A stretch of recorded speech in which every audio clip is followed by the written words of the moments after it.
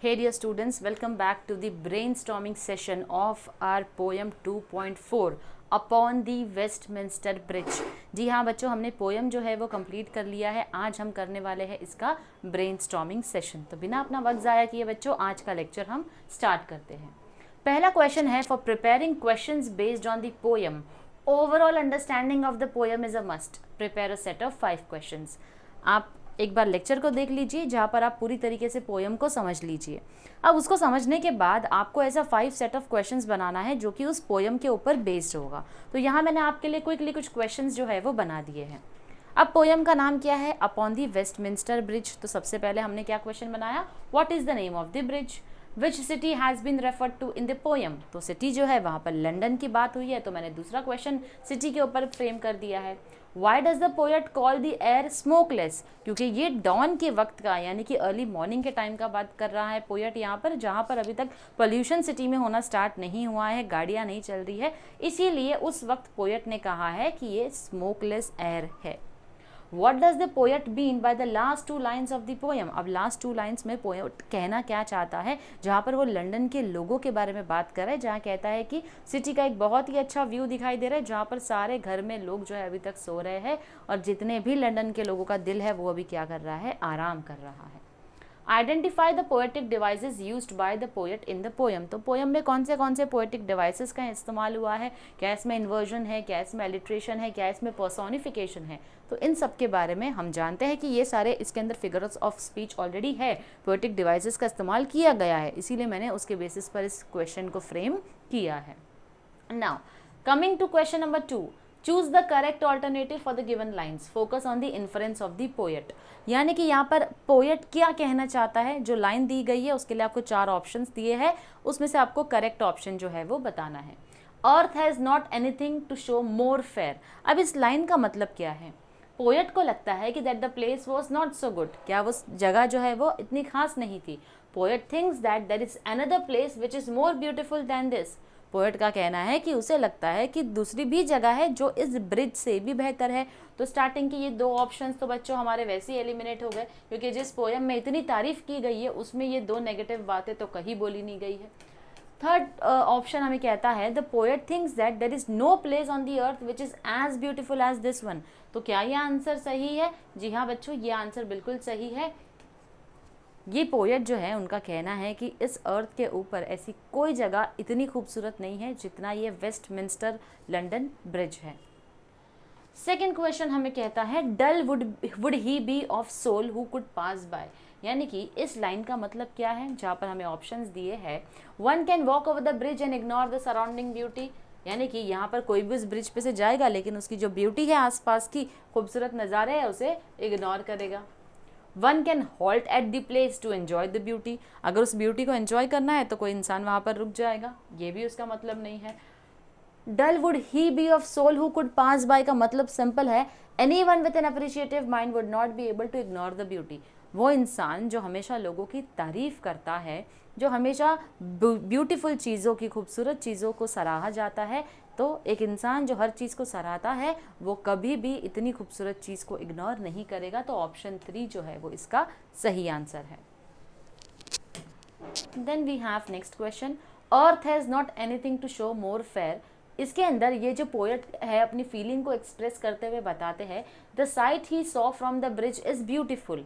यानी कि जो नज़ारा वो देख रहे हैं ब्रिज के ऊपर से वो बहुत ही खूबसूरत है। अब इसी से मिलती जुलती कई सारी लाइंस पोएट ने इस पोएम में दी है, हमें उन लाइंस को क्या करना है बच्चों? आइडेंटिफाई करना है।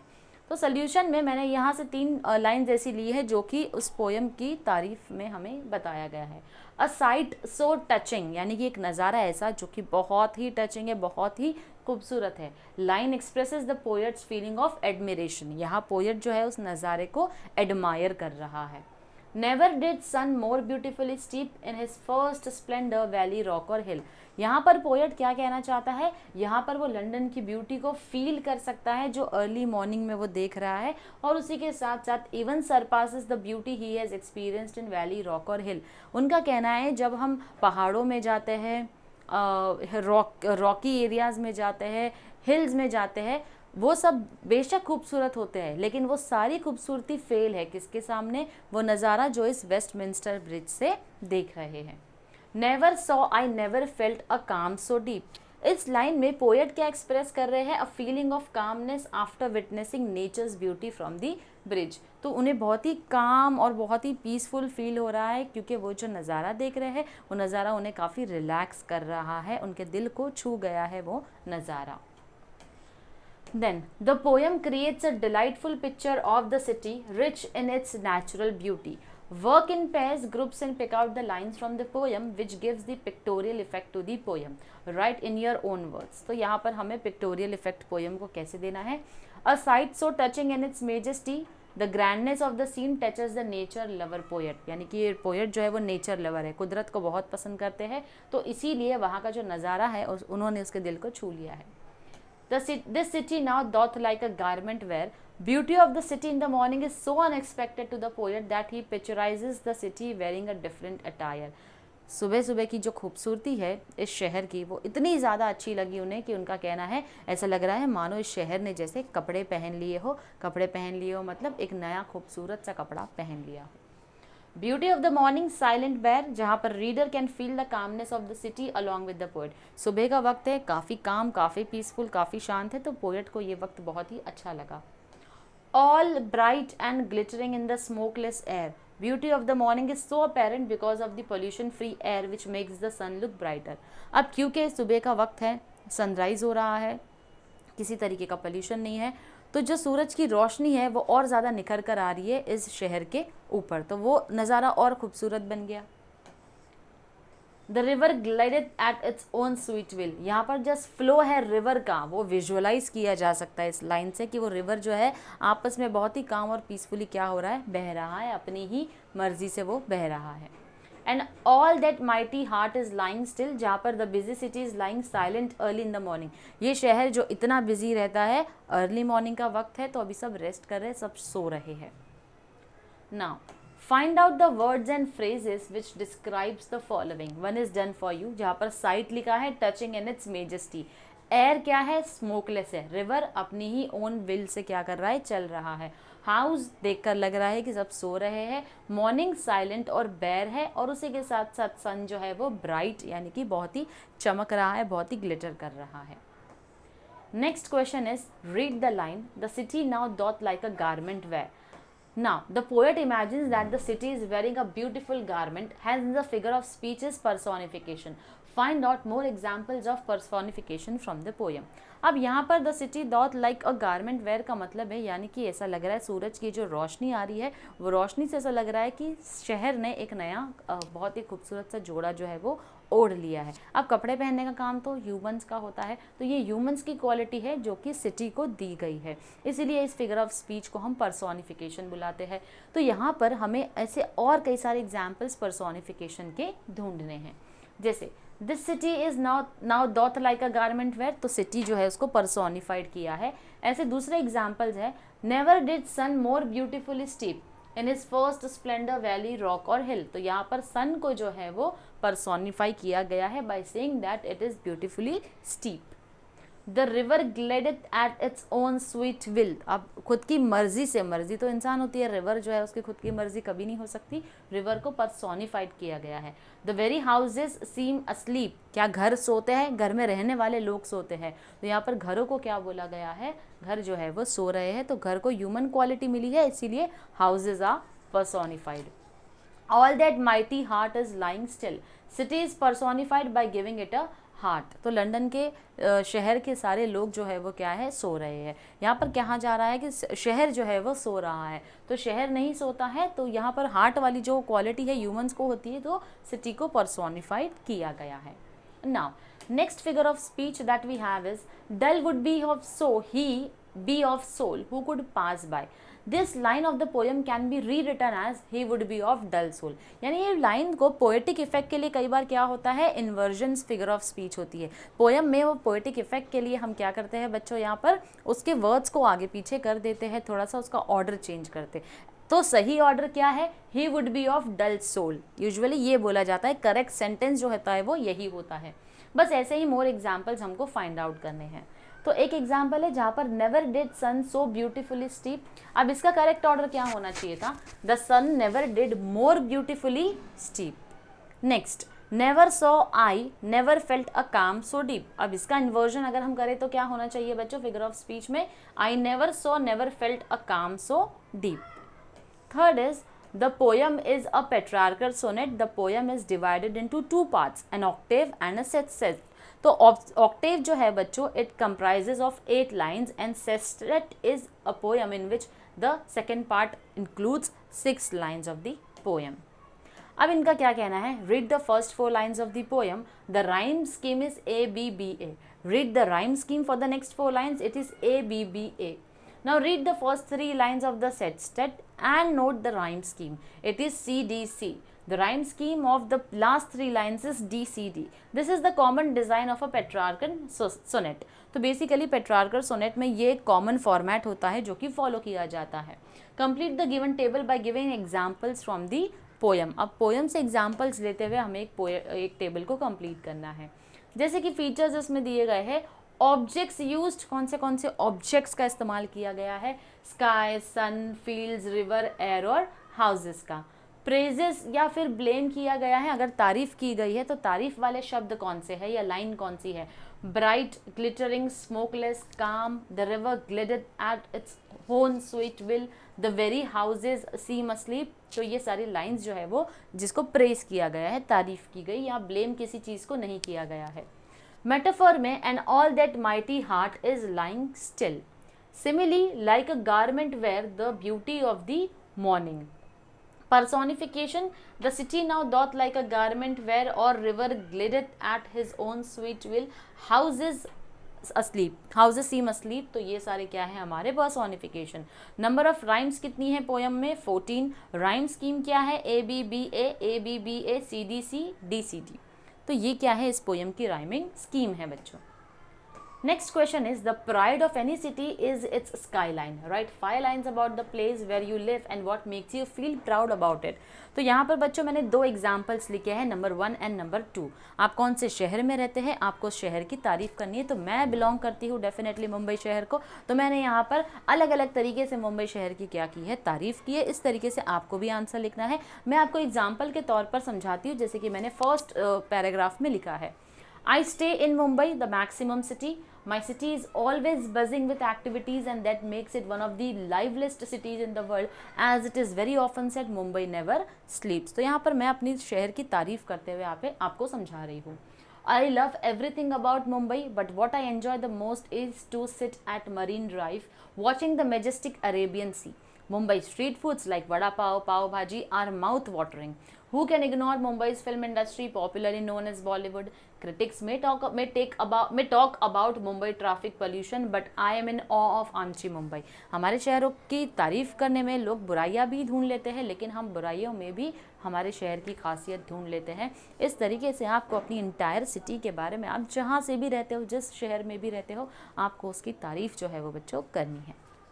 ये मैंने सेकेंड एग्जाम्पल लिया है जहाँ पर मैंने मरीन ड्राइव के बारे में बात की है कि मुझे किस चीज़ के ऊपर ज़्यादा प्राउड फील होता है।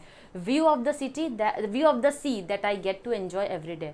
क्योंकि मैं मरीन ड्राइव पर रहती हूँ, इसलिए वहाँ से मुझे जो नज़ारा देखने मिलता है वो बहुत ही अच्छा लगता है देखकर। Of the wide clean footpaths that allow people of all ages to take long walks by the sea. वो फुटपाथ का एरिया भी मुझे बड़ा अच्छा लगता है जहाँ पर लोग जो है वो लॉन्ग वॉक्स करते हैं। Curved structure of the main road known as queen's necklace which lights up at night. तो वो जो कर्व्ड स्ट्रक्चर है, क्योंकि ये शहर को, मुंबई शहर को क्वीन बोला जाता है, तो वो क्वीन का नेकलेस है जो कि हमारे मरीन ड्राइव के कर्व्ड स्ट्रक्चर को बोला जाता है। The beach that brings people from all walks of life together. तो हर तरीके के लोग यहाँ पर, irrespective of their ages, colour, caste, creed, हर तरीके के लोग आपको यहाँ पर देखने मिलते हैं। शहर हर एक किस्म के इंसान को जोड़े रखता है। Food stalls on the streets that bring out the flavor of the city of life as people crowd around them for an evening snack। तो यहाँ पर फूड स्टॉल्स भी कई सारे आपको देखने मिलेंगे, फूड हॉकर्स भी देखने मिलेंगे। तो ये सभी लोग जो है वो एक इवनिंग स्नैक के लिए वहाँ पर ज़रूर आते हैं। Next question is, there is a common belief that cities have always flourished only after human intrusion over nature. Write a speech expressing your opinion about it. Okay तो आपको क्या लिखना है, यहाँ पर एक स्पीच लिखनी है जहाँ पर आप ह्यूमन इंट्रूजन, ह्यूमन इंटरफेरेंस की वजह से शहर में लोगों का पॉपुलेशन बहुत ज़्यादा बढ़ जाता है, तो हमारा ये मानना है, तो उसी के ऊपर हमें एक स्पीच जो है वो लिखनी है। Now how you will write, एक स्पीच को लिखने के लिए जैसे हम माइक में खड़े रहकर स्पीच बोल रहे हैं, बस उसी को हमें वर्ड्स में यहाँ पर लिखना है। तो आप लिखेंगे respected dignitaries on the dais, the जजेस and my dear friends, a very good afternoon to all of you. आपने सबको ग्रीटिंग्स देनी है। यहाँ पर आप जिस टॉपिक के बारे में बात कर रहे हैं उस टॉपिक के ऊपर आप बोलेंगे। फिर आपका मेन जो स्पीच है वो चालू होता है यहाँ से, main paragraph. The other day, I read a news report about a leopard entering the IIT campus at Powai and was sitting at the door of an apartment. It is scary indeed, but have we ever thought why this animal has to come out of his natural habitat to enter into human territory? Yes, you have guessed right. We have intruded in the animal's territory. We have built beautiful houses for ourselves amidst a natural surrounding, but with all modern amenities in the process, we have snatched from the wild animals their places for survival. तो किस तरीके से हमारे interference से हमने nature को क्या किया है, हमारे इंटरफेरेंस की वजह से नेचर को कैसे डिस्टर्ब किया है, उसी के ऊपर मैंने स्पीच लिखी है यहाँ पर, जहाँ पर हमने रिसेंटली एक न्यूज़ पढ़ा था न्यूज़पेपर में कि IIT पवई के कैंपस में एक टाइगर, एक लेपर्ड जो है वो घुस आया है। तो वो हमारे एरिया में क्या कर रहा है, क्योंकि हमने उनके एरिया में जाकर घर बनाना शुरू कर दिया, तो जब हम उनके घर पे चले जाएंगे तो वो भी तो हमारे घर पर आएंगे। तो बस इसी के ऊपर मैंने एक डिटेल में एक बहुत ही अच्छी सी स्पीच बच्चों यहाँ पर लिखी है, जो कि मैं आप लोगों को फॉरवर्ड कर दूंगी। आप इसे पढ़ लेना बहुत ही अच्छे से, बहुत ही आराम से। कुछ नहीं समझ में आया तो डेफिनेटली आप मुझे कॉमेंट सेक्शन में कॉमेंट करके बता सकते हैं। फिर आता है हमारा पोयम कंपोज करना है हमें। Compose a poem on an imaginary village, try to maintain the rhyme scheme in the poem, you may begin like this. आपको एक पोयम कंपोज करना है, एक विलेज आपको इमेजिन करना है, उसके बेसिस पर आपको एक पोयम बनाना है और आपको उसकी शुरुआत कुछ ऐसे करनी है। Settled on the bank of a river like a queen is my beautiful village full of bushes green. ठीक है, तो हम भी इसी से चालू करते हैं। The zigzag course, the village bellies carry water from their only source. Their giggle and chat fill the open air, mixed with children chanting numbers in schools loud and clear. तो इस तरीके से मैंने एक पोएम यहाँ पर frame की है आपके लिए। Next is write an appreciation of this sonnet. Refer to the earlier poems for the points to be covered for appreciation. तो यहाँ पर आपको पोएम का अप्रिसिएशन लिखना है बच्चों, जो कि हमारा बहुत इंपॉर्टेंट क्वेश्चन एग्जाम में पूछा जाता है। तो उसका फॉर्मेट मैं आपको कई बार बता चुकी हूँ कि आपको पोएम में बहुत सारी चीज़ें लिखनी होती है जब आप उसका अप्रिसिएशन लिखते हो, और ये अप्रिसिएशन से पता चलता है कि आपको उस पोएम की कितनी अच्छी नॉलेज है। शुरू करते हैं हम अपने पोएट के नाम से, जहाँ पर पोएट जो है उनका नाम मेंशन करना हमारे अप्रिसिएशन में बहुत ही ज़रूरी होता है। तो विलियम वर्ड्सवर्थ जो है वो बहुत ही फेमस रोमांटिक पोएट रहे हैं और वो नेचर लवर भी रहे हैं। उन्होंने ये पोएम अपॉन वेस्टमिंस्टर ब्रिज लिखी है, while crossing over the famous bridge on the Thames river with his sister to go out of town. यानी कि वो शहर से बाहर जा रहे थे, अपनी बहन के साथ उस ब्रिज पर से गुजर रहे थे, तो उन्होंने थेम्स रिवर के ऊपर जो ये ब्रिज बना हुआ है उसके बारे में एक पोएम लिखी है। Title of the poem is important as it directly takes the reader to the place where the poet is inspired by the beauty of London city early in the morning. Poem के title के ऊपर जब हम बात करेंगे तो title सीधा सीधा बताता है ये पोएम किसके बारे में है, क्योंकि जहाँ पर उन्होंने विजिट किया है तो एग्जैक्टली उसी जगह का नाम, उसी लोकेशन का नाम उन्होंने बताया है। It immediately connects the readers with the content of the poem. तो यहाँ पर रीडर्स अपने उस कॉन्टेंट से क्या कर सकते हैं, खुद को कनेक्ट कर सकते हैं। थीम जो है इस पोएम की is basically to admire the peace and calmness all around the city of London at dawn before the busy city wakes up to its daily routine activities. अब पोएम की theme क्या है, basically वो शहर की खूबसूरती को, पीसफुल एनवायरनमेंट को बहुत ही ज़्यादा एडमायर करते हैं, क्योंकि अभी तक सब सो रहे हैं, पोल्यूशन नहीं है, तो ये शहर बड़ा ही खूबसूरत लग रहा है। सिटी की जो स्काईलाइन है वो बहुत ही क्लियरली विजिबल है and is glittering in the bright sunlight as the morning is absolutely pollution free. क्योंकि पोल्यूशन फ्री है इसलिए सिटी की जो स्काईलाइन है वो बहुत ही ज़्यादा क्लियर है। विजुअल्स काफ़ी क्लियर है हमारे शहर के। To make the impression of the city at that moment clearer to the readers, the poet compares it to the lady who has currently changed her attire. अब क्योंकि वो आपका ध्यान और अच्छे से आकर्षित करके आपको वो खूबसूरती बताना चाहते हैं, इसलिए उन्होंने उस पोएम की उस शहर की कंपैरिजन किससे की, एक ब्यूटीफुल लेडी से की है जिसने अपना अटायर जो है वो रिसेंटली चेंज किया है। There is a remarkable balance between nature and man made structure. और वो यहाँ पर ये भी बोल रहे हैं नेचर और मैन मेड स्ट्रक्चर दोनों ही क्या है, अलग अलग चीज़ें हैं, लेकिन इनकी खूबसूरती को देखने का जो वो नज़ारा है अर्ली मॉर्निंग में वो काफ़ी ज़्यादा खूबसूरत है। Poet is awestruck as he is not familiar with the scene, so he is confident to make a comment about a dull person who only can think of missing this chance of enjoyment and leave it for some other time. Poet का कहना है कि वो क्योंकि उन्होंने पहली बार इस नज़ारे को देखा तो वो देखकर इतने शॉक्ड हो गए कि उनका कहना है अगर एक डल पर्सन यहाँ से गुजरेगा तो डेफिनेटली क्या होगा, वो इस शहर के नज़ारे को, ऐसा कोई पागल ही होगा जो इसके नज़ारे को क्या करेगा, इग्नोर करेगा और बोलेगा कि शहर को फिर कभी हम आकर क्या करेंगे, देखेंगे. For Wordsworth, he is enjoying to his heart's content the breathtaking beauty which is even more attractive than valley, rock or hill, natural landscape which he has enjoyed so far. Wordsworth के लिए यहाँ पर उनका कहना है कि city की जो ब्यूटी है वो बहुत ही ब्रेथ टेकिंग है, जहाँ पर वो वैली, रॉक और हिल को भी भूल चुके हैं, पहाड़ों में जाकर हम घूमकर आते हैं उन नज़ारों को भी भूल चुके हैं क्योंकि वो नज़ारा इस नज़ारे के सामने कुछ भी नहीं है. उनका कहना है कि सिटी जो है वो अभी सो रही है and he is not used to seeing London this way. उनको लंदन को इस तरह से देखने की आदत कभी थी ही नहीं क्योंकि ये शहर बहुत ही बिजी रहने वाला शहर है.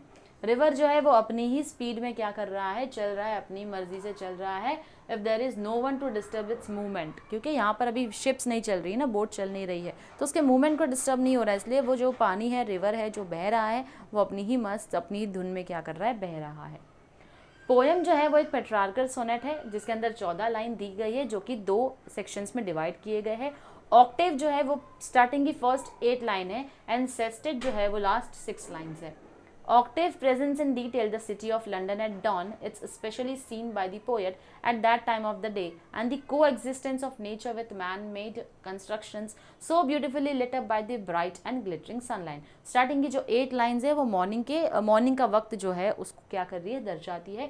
वही सेस्टेट जो है overflowing emotion of disbelief for the calmness of the sleeping city is expressed with so much of praise that it goes to the extent of exaggeration. वहीं पर हम अपने इमोशंस को पोएट इस तरीके से क्या करते हैं, व्यक्त करते हैं कि हर एक बात को थोड़ा सा वो एग्जैजरेट करके क्या कर रहे हैं, बता रहे हैं. 9th लाइन जो है इस पोएम की, never did sun more beautifully steep, is called volta where the poet gives reason for his awe and wonder. यानी कि वो यहाँ पर वंडर कर रहे हैं, उन्हें बहुत ही ज़्यादा ताज्जुब हो रहा है इस बात का कि कैसे ये शहर इतना खूबसूरत दिखता है, मैं कैसे इसकी खूबसूरती को आज तक नहीं देख पाया हूँ. Poet uses the traditional rhyme scheme of petrarchan sonnet, यानी कि यहाँ पर ये जो है A-BB-AA-BBA और CDC-DCD ये क्या है, इस पोएम की राइमिंग स्कीम है बच्चों. Poem is a descriptive one where the poet uses his sense of sight and flair for expression to present a panoramic view of London. तो यहाँ पर जिस तरीके के वर्ड्स का उन्होंने इस्तेमाल किया है, जैसे इस पोएम को डिस्क्राइब किया है, वो एक पेनोरामिक व्यू जो है हमें शहर का देते हैं. Simplicity and frankness of the language that is devoid of any lofty idea make the poem pleasant. और जितना हो सके उन्होंने सिंपल लैंग्वेज का इस्तेमाल किया है ताकि वो इस खूबसूरती को बहुत ही कम और अच्छे शब्दों में आप तक पहुँचा सके. The poem is a momentary expression of the poet's description of the finer details of what he sees, feels, things at particular time of the day. अब ये जो एक्सप्रेस कर रहे हैं वो बता रहे हैं कि वो क्या देख रहे हैं, वो क्या फील कर रहे हैं, वो क्या सोच रहे हैं उस पीरियड में जब वो उस शहर का नज़ारा देखते हैं. It appears more beautiful because of the clarity in nature, और वो शहर और भी अच्छा लग रहा है क्योंकि स्काईलाइन क्लियर है, किसी भी तरीके का पोल्यूशन शहर के अंदर क्या है, नहीं है. Fair weather brings out the inspirational awakening to the poet and he could easily pass it on to the readers. वो जो इंस्पिरेशन उन्हें मिल रही है बस वही इंस्पिरेशन वो क्या करते हैं, अपने रीडर्स तक पास ऑन कर रहे हैं. तो इस तरीके से आप लिखते हैं बच्चों एक अप्रिसिएशन पोएम का, जहाँ पर पोएम के बारे में आप पोएट से शुरू करते हैं, फिर आप टाइटल ऑफ द पोएम क्या है वो बताते हैं, उसी के साथ साथ आप बताते हैं कि ये पोएम क्या कहना चाहती है आपसे, इसके अंदर कौन से पोएटिक डिवाइसेस यूज़ किए गए हैं, पोएम की थीम क्या है, और फिर आप उसके कंक्लूड करते हो और अपना ओपिनियन कंक्लूजन के पहले क्या करते हो, ऐड करते हो. Now next question is about to write a summary of the sonnet. Refer to the earlier poems for the points to be covered for writing the summary. अब जो बच्चों ये समरी होती है ना कहीं ये समरी आप जो है वो थोड़ी बहुत अप्रिसिएशन से डिराइव कर सकते हो. जैसे कि ये जो पोएम एक सोनेट कंपोज की गई है विलियम वर्ड्सवर्थ ने, ये पोएम जो है it consist of Octave and sestet, यानी कि एक 8 लाइन ऑक्टेव, 6 लाइन वो सेस्टेट होता है. The tone of the poem changes from overwhelmed to calm to excited and amazed by the end. यहाँ पर सबसे पहले वो overwhelm होते हैं, overjoy से भर जाते हैं, उसके बाद में वो काम हो जाते हैं, उस पीसफुल हो जाते हैं, एक्साइट हो जाते हैं और उसके बाद में वो अमेज्ड हो जाते हैं शहर की इस खूबसूरती के साथ में।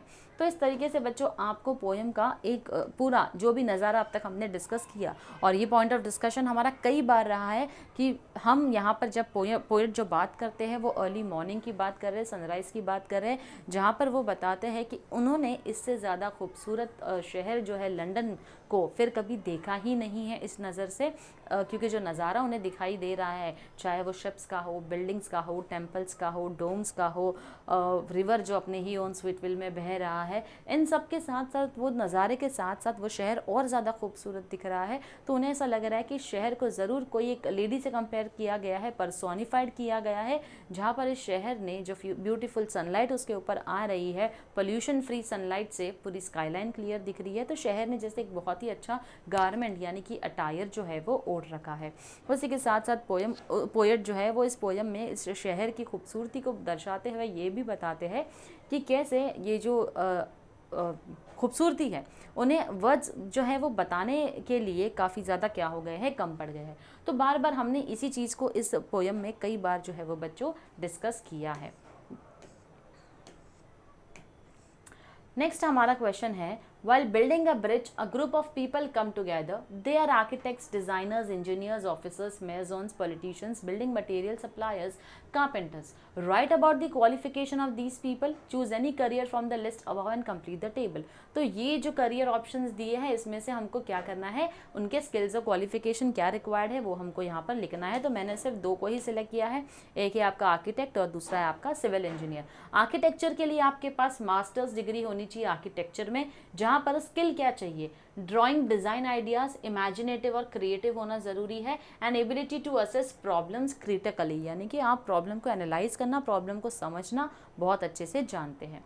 सिविल इंजीनियरिंग के लिए आपको बैचलर्स डिग्री चाहिए, सिविल इंजीनियरिंग में मैथ्स और फिजिक्स आपका स्ट्रांग होना चाहिए, मैप रीडिंग आना चाहिए, ब्लूप्रिंट्स आपको बनाना आना चाहिए, डिज़ाइन करना आना चाहिए, डिज़ाइनिंग टेक्निक्स आपके पास होनी चाहिए, और कंप्यूटर एडेड डिज़ाइन सॉफ्टवेयर जो है उसके ऊपर काम करना भी आपको आना चाहिए, तभी जाकर आप एक अच्छे सिविल इंजीनियर जो है वो बनेंगे। तो बच्चों यहाँ पर आज का हमारा सेशन जो है 2.4 का अपॉन वेस्टमिंस्टर ब्रिज का ब्रेनस्टॉर्मिंग वो कंप्लीट होता है। मिलती हूँ आपसे अपने नेक्स्ट पोएम में 2.5 एक नए चैप्टर के साथ। Till then stay tune to our channel. Thank you very much.